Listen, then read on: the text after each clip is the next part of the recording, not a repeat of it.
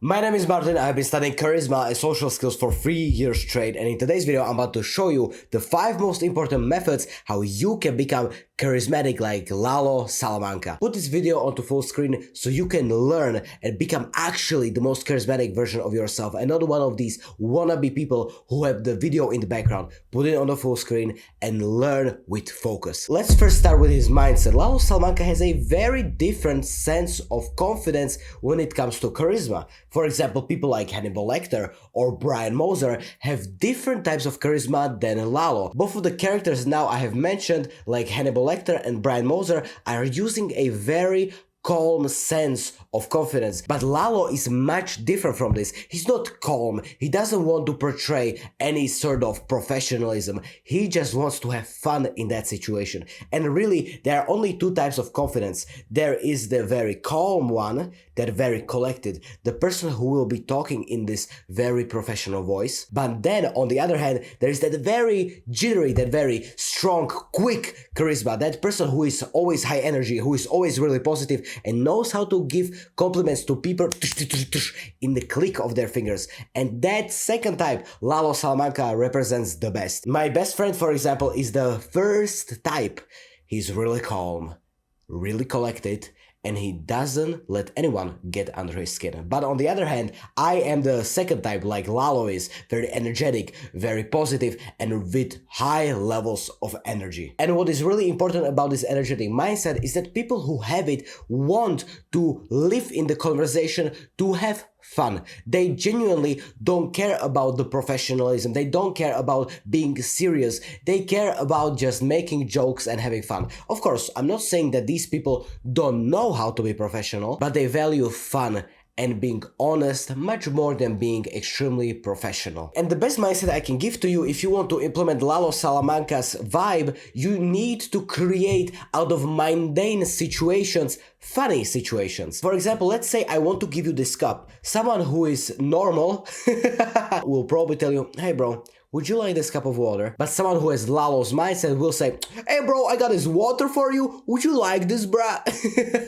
And you can immediately see the difference behind both of those sentences. One, really professional and really calm and collected, but the other one, on the other hand, extremely vibey, fun and humorous. So make out of mundane things something funny. For example, when I see a friend on the street, I don't just come up to them and I shake their hands. No, I will go, hey, it's that guy, it's the funny guy, from the far distance. So they will immediately know that I am happy that I see them. It will take time, but after a few weeks of trying to make mundane situations much more fun and enjoyable, you will start to realize that you are now a completely different person.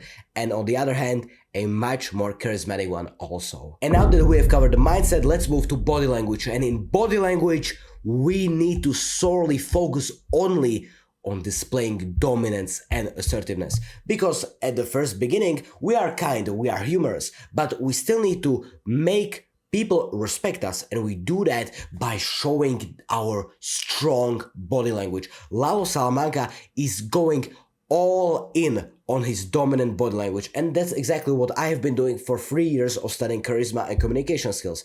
You need to be smiling, you need to be humorous, of course, but if you have shit body language and you are smiling and you are humorous, people are gonna think of you as a clown. They are not gonna be respecting you, they will just laugh at you. But if you are dominant, if you have a strong presence, strong eye contact, strong body language, that's when they will not be laughing at you, but with you, about your jokes and about how funny you truly are. So the best strategy I can give to you about having a strong body language is to be more open. There is nothing to overthink here. If I were to tell you right now, for example, become more open, what would you do? Would you place your hands like this? Would you place your hands like this? Would you place your hands like this?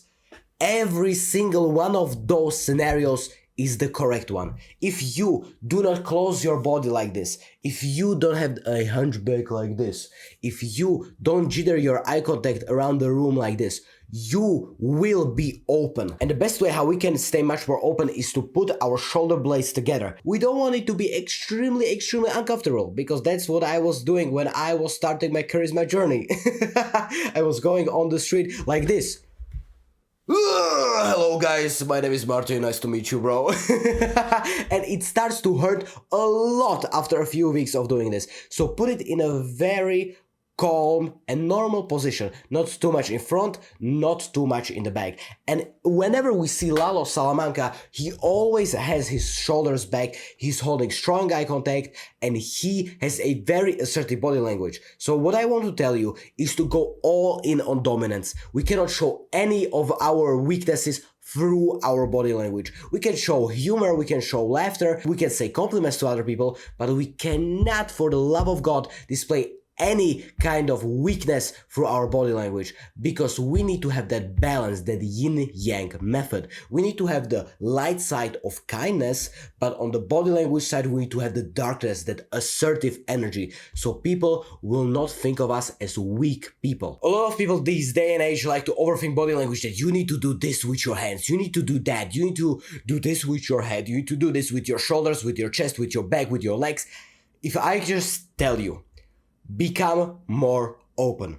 Naturally, your brain knows what that means. Naturally, your brain will start using more of the hand gestures. Like Lalo, if you see, he points at everywhere, every single time. And that shows that he is not afraid to take the space. By the way, the helicopter is now flying through my house. So if you hear something, that's the helicopter. Right when I want to record videos, right? If you become this open beacon of hope, that's when people will genuinely think about you as a true leader. Now that we have covered body language, let's move to compliments. And we all know in the entire show, Lalo loves to give compliments to other people around him. He loves to say, Gus, that chicken right there was absolutely awesome. Oh, and I'll be back for that chicken, eh? It's too tasty to stay away from. How lucky me that I have met the owner of the restaurant himself. I am the owner. Really? How lucky for me. He makes everything positive, and people like that are a gem. I'm gonna say that again.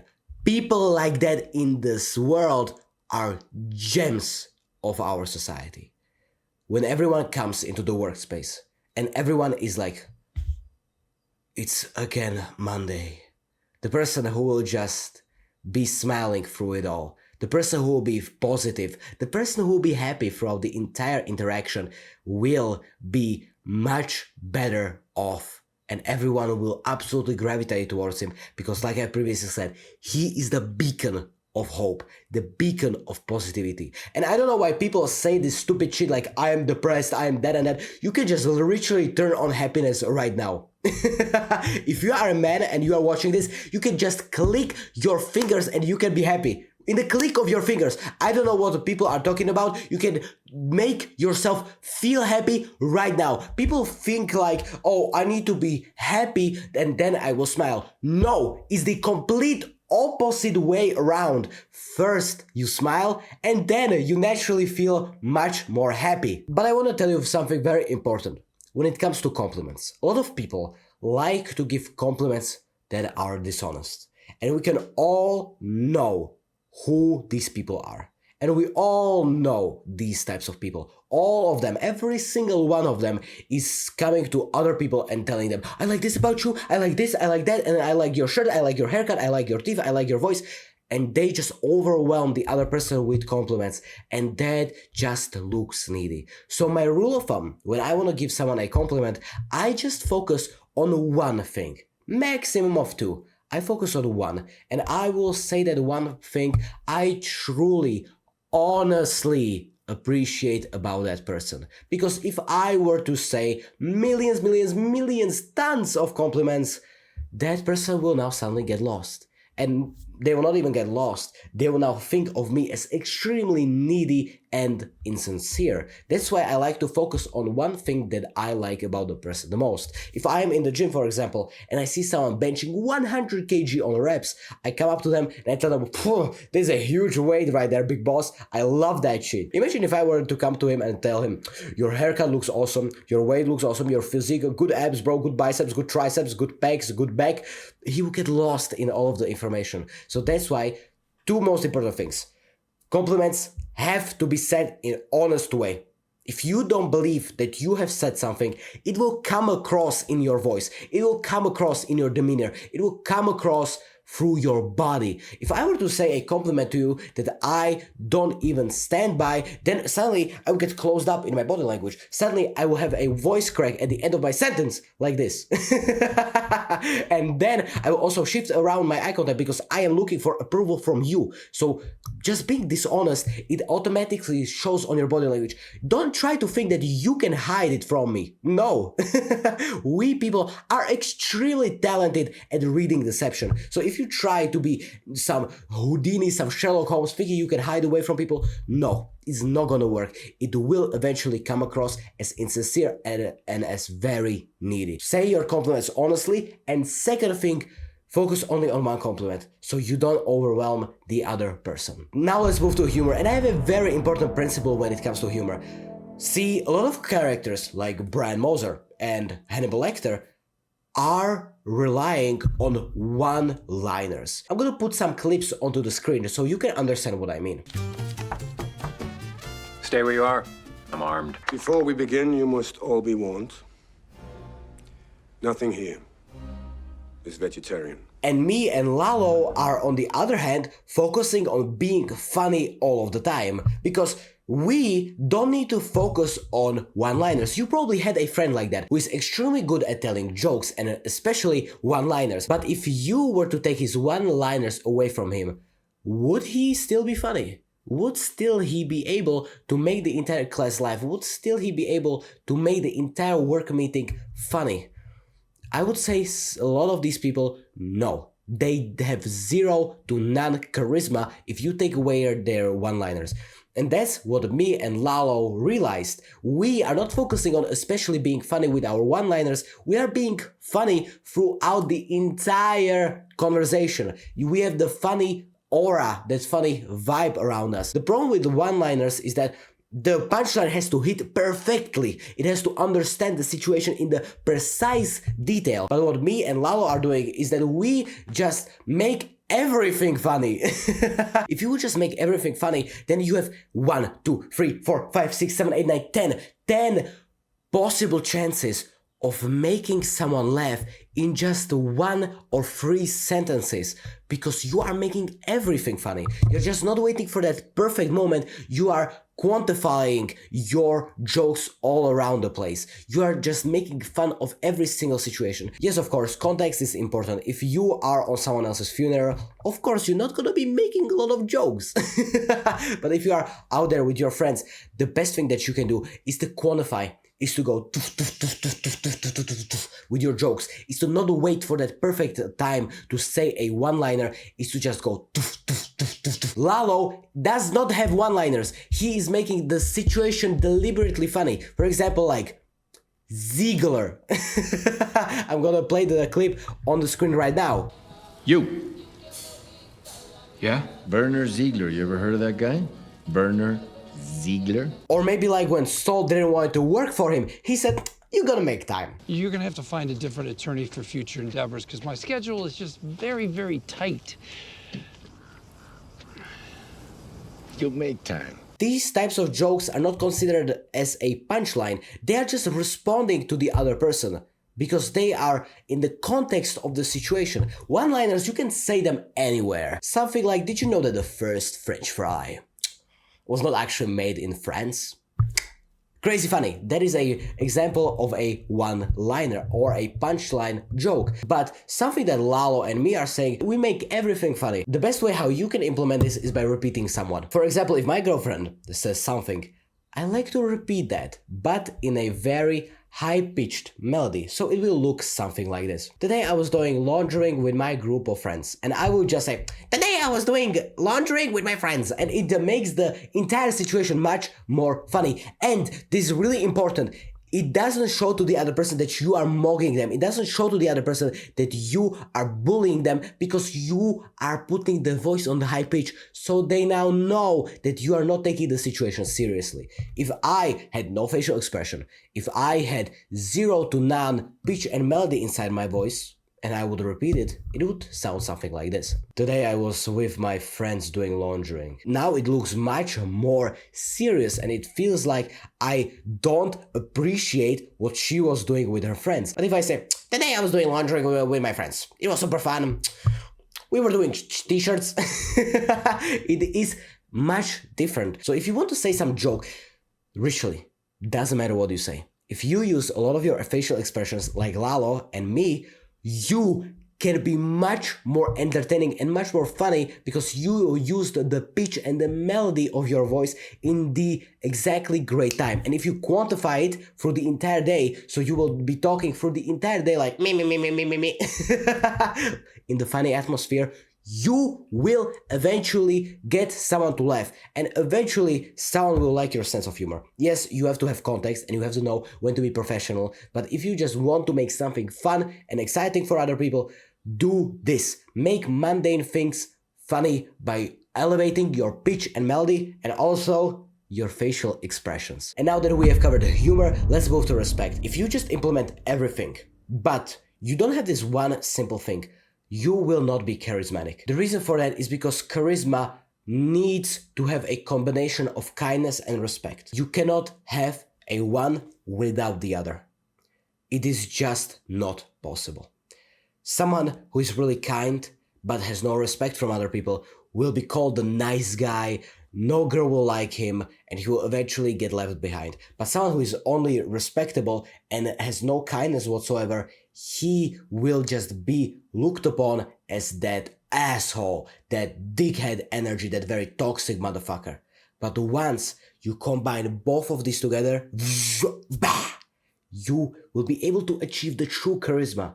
So if you don't have respect like Lalo, you will get nowhere in life. You will be nothing. Because the reason why Lalo is also charismatic is because we fear him.